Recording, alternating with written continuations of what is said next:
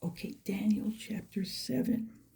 In the first year of Belshazzar, king of Babylon, Daniel had a dream and visions of his head while on his bed.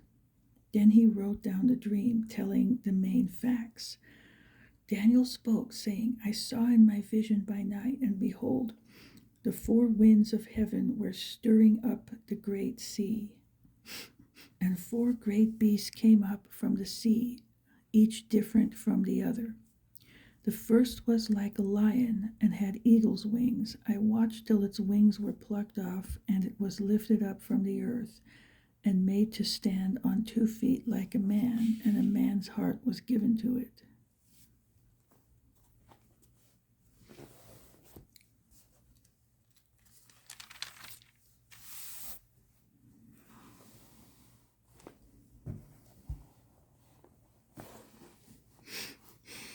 And suddenly another beast, a second like a bear, it was raised up on one side, and had 3 ribs in its mouth between its teeth. And they said thus to it, Arise, devour much flesh.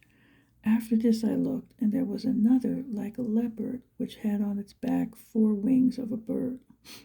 The beast also had 4 heads, and dominion was given to it.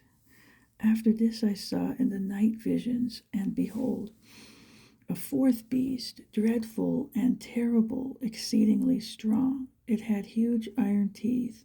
It was devouring, breaking in pieces, and trampling the residue with its feet. It was different from all the beasts that were before it, and it had 10 horns. So, yeah, okay, I was considering the horns, and there was another horn, a little one, coming up among them, before whom 3 of the first horns were plucked out by the roots. And there in this horn were eyes like the eyes of a man, and a mouth speaking pompous words. So this relates to that stuff in Revelation where it says, the first beast will speak blasphemies, and that's the Antichrist and all that. And these are world kingdoms again, and the fourth one is the fourth kingdom, which is the final global kingdom, okay? It's there at the end. So, and then, so here's the visual for that, okay? The beast system. All right. I had to pull that out again. Okay, 9. I watched till thrones were put in place, and the Ancient of Days was seated. His garment was white as snow, and the hair of his head was like pure wool. His throne was a fiery flame, its wheels a burning fire. A fiery stream issued and came forth from before him. 1,000 thousands ministered to him. 10,000 times 10,000 stood before him. The court was seated, and the books were opened. Okay, so all of this is the time of Judgment Day, all that stuff. The rest, as I said, these are the world empires, but it gets interpreted shortly. I watched then because of the sound of the pompous words which the horn was speaking.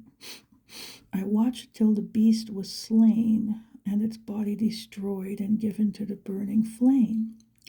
As for the rest of the beasts, they had their dominion taken away, yet their lives were prolonged for a season and a time. That sounds like it could be, I don't know. Okay, I'll just leave that. 13. I was watching in the night visions, and behold, one like the Son of Man, coming with the clouds of heaven. So this is the return of Jesus. He came to the Ancient of Days, and they brought him near before him. Then to him was given dominion and glory and a kingdom, that all peoples, nations, and languages should serve him. His dominion is an everlasting dominion which shall not pass away, and his kingdom the one which shall not be destroyed. So this is the beginning of the millennial reign. Okay. I, Daniel, was grieved in my spirit within my body, and the visions of my head troubled me. I came near to one of those who stood by and asked him the truth of all this. So he told me and made known to me the interpretation of these things. Those great beasts which are four kings which arise out of the earth. But the saints of the Most High shall receive the kingdom and possess the kingdom forever, even forever and ever. Okay, so this is where we rule and reign with Christ. All right, so it's an interesting, another sort of inversion, but I won't get into that right now. 19. Then I wished to know the truth about the fourth beast, which was different from all the others, exceedingly dreadful, with its teeth of iron and its nails of bronze, which devoured broken pieces and trampled the residue with its feet, and the 10 horns that were on its head, and the other horn which came up, before which 3 fell, namely that horn which had eyes and a mouth which spoke pompous words, whose appearance was greater than his fellows. I was watching, and the same horn was making war against the saints. Okay, so this is the tribulation time. It jumps back to that. I was watching, and the same horn was making war against the saints and prevailing against them, until the Ancient of Days return, and the judgment was made in favor of the saints of the Most High, and the time came for the saints to possess the kingdom. That's when we rule and reign. Thus he said, and let me just say this real quick. I mean, this whole thing about overcoming, I mean, it's kind of like, as saints, we overcome. But, and the church, there'll always be a remnant of, so the devil won't, overcome the church in that way. Like it says, the gates of hell won't prevail against the church. There'll always be a remnant, but the church has been persecuted and martyred all throughout church history over most of the world. So we still overcome. This is nothing different here about the overcoming the saints. We still overcome in the ultimate victory, and part of the overcoming is in the fact that we are willing to die for our faith. Okay, that is how we overcome. So it's almost one of the paradoxes, like Jesus on the cross. The devil thought he won, but he was the one who was defeated by Jesus on the cross. See, it's one of those things. And it says in Revelation 12:11, that we overcome him by not loving our lives unto death, among other things like the blood of the Lamb and our testimony. So that's how this works together. Okay, so it's not a contradiction. I know people might think otherwise, but it's not. It just takes this kind of understanding to see the big picture. And in this case, it's not even a picture. It's like a bubble of information that's interconnected in a multidimensional way. Okay, so moving on, 23.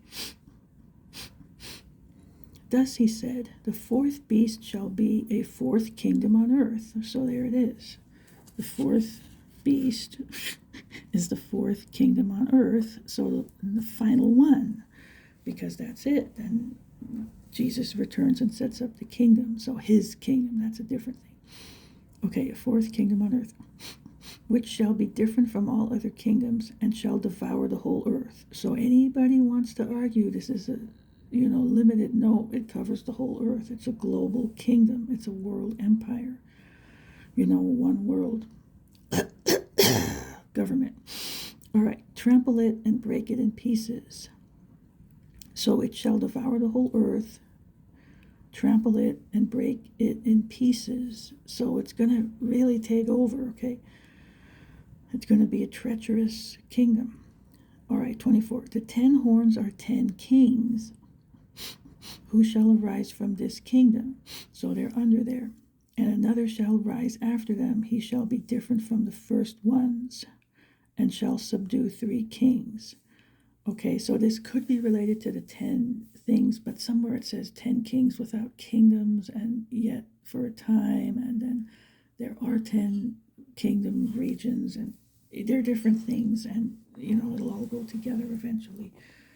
Okay, 25, he shall speak pompous words. So this is the Antichrist again, that one horn. Pompous words against the Most High, and shall persecute the saints of the Most High. Okay, so this is what happens. Revelation says the same thing. And shall intend to change times and law. Okay, so he's going to change customs and things. Then the saints shall be given into his hand for a time and times and half a time. Okay, so that's again what lines up with Revelation. We're persecuted as the church. The time, times, and half a time, it's years. 1 year plus 2 years plus half a year is 3.5 years. So this is the second half of the 7-year tribulation, which the Great Tribulation is the second half, the 3.5 years. And that's what this is. So it's during that time, okay, the fiery furnace is heated. All right, 26. But the court shall be seated, and they shall take away his dominion to consume and destroy it forever. So, that's when that stone cut without hands comes along and crushes it all and sets up his kingdom. 27. Then the kingdom and dominion and the greatness of the kingdoms under the whole heaven shall be given to the people, the saints of the Most High. Again, that's when the church reigns with Jesus 1,000 years. His kingdom is an everlasting kingdom, and all dominions shall serve and obey him. Okay, so one might ask, well then, if it's 1,000 years, how is it forever? Well, it is forever, but sometimes like you have a period of 1,000 years like this, then there's that little season, with the devil, and then he gets cast out in the lake of fire, and then there's another time, but his kingdom is forever, like God reigns and rules forever. It might look different at certain times, but that's what it is. Okay, 28. This is the end of the account. As for me, Daniel, my thoughts greatly troubled me, and my countenance changed. But I kept the matter in my heart. Okay, let's see, 12. Okay, so I'll read 8.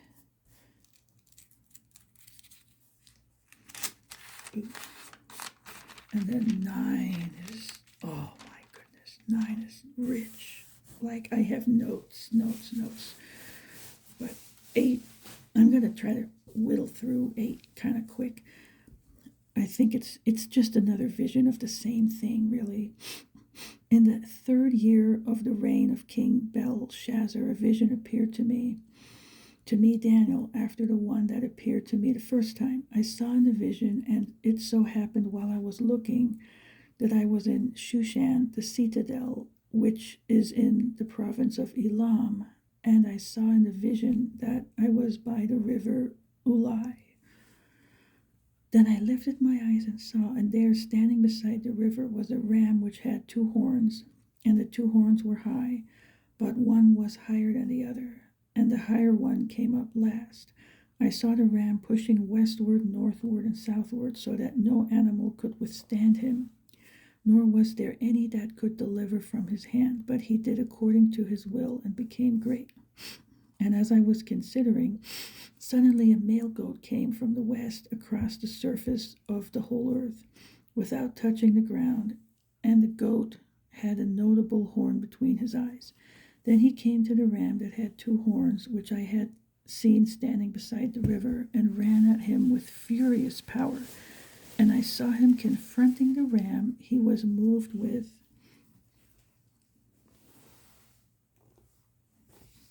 rage against him, attacked the ram, and broke his 2 horns. There was no power in the ram to withstand him, but he cast him down to the ground and trampled him.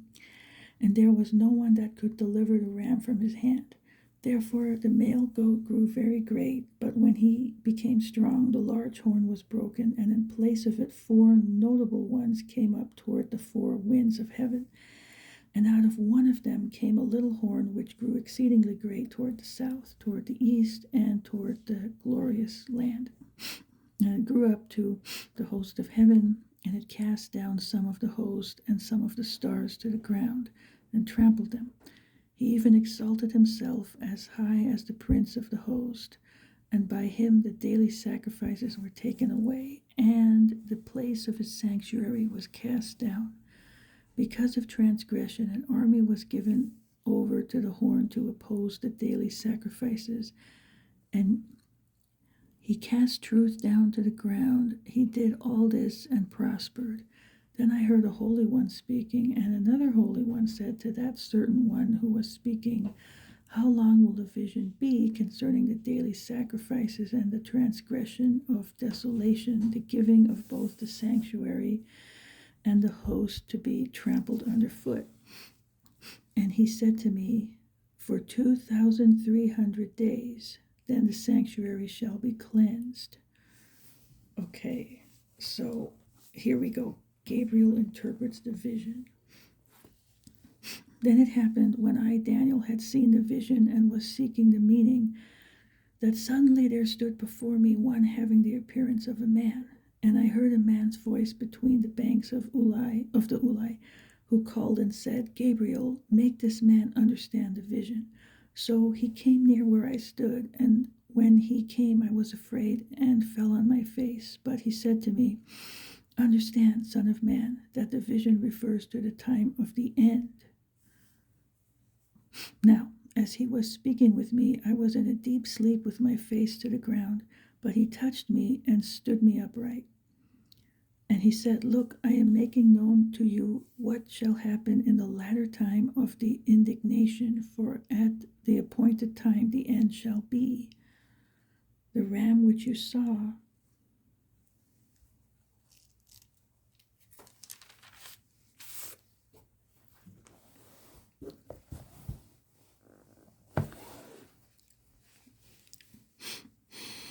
having the two horns, they are the kings of Media and Persia, and the male goat is the kingdom of Greece. The large horn that is between its eyes is the first king. As for the broken horn and the four that stood up in its place, 4 kingdoms shall arise out of that nation, but not with its power.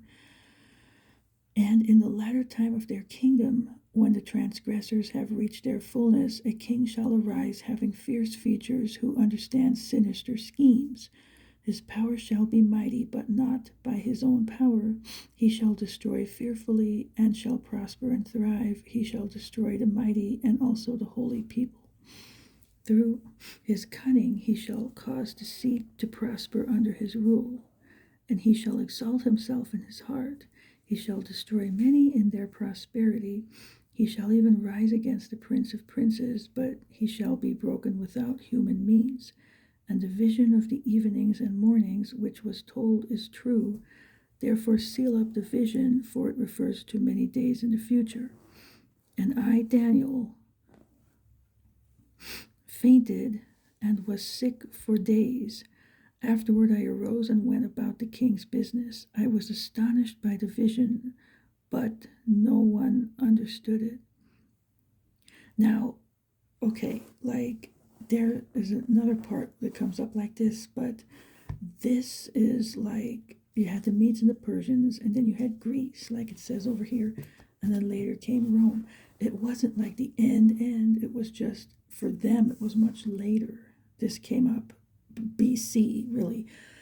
But these are all the details of all the intrigue that happened back then. And this is an interesting note that the historians, the scholars of history, did all this actually happen down to the fine points. And it was so, all these things were in Daniel in general, like that haven't happened yet, were so accurate that it just baffled them, and they literally thought that this was written after the fact.